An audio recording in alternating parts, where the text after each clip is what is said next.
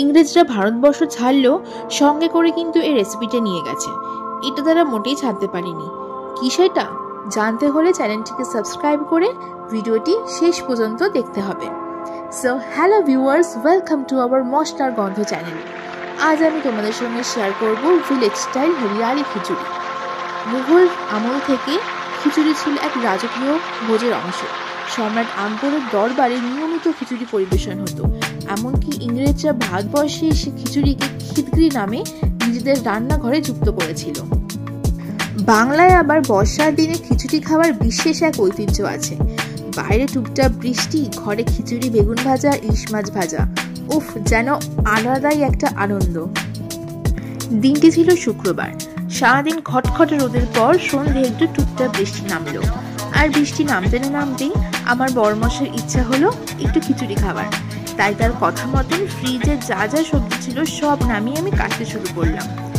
সবজি কাটতে কাটতে খিচুড়ির বিভিন্ন ইতিহাস শুনতে থাকলাম।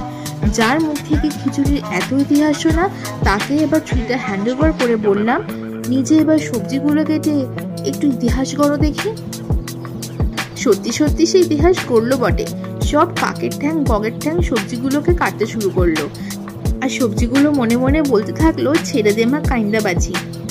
সবজির এই হাল দেখে আমি বললাম, যাও বাপু, অনেক হয়েছে, আমি এবার সব পারবো করে নিতে। কুমড়ো, বাঁধাকপি, গাজর, বিনস, ক্যাপসিকাম সব সবজিগুলোকে কুচু কুচু করে কেটে নিলাম। তারপর সবজিগুলোকে ভালো করে ধুয়ে কড়াইয়ে তেল গরম করে এগুলোকে একটু নুন দিয়ে হালকা একটু সেদ্ধ করতে বসে দিলাম।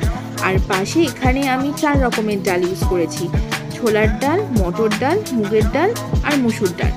ডাল সেদ্ধ হয়ে এলে আদার পেস্ট দিয়ে ভাজা সবজিগুলোকে এবার খিচুড়ির মধ্যে দিয়ে দেবো।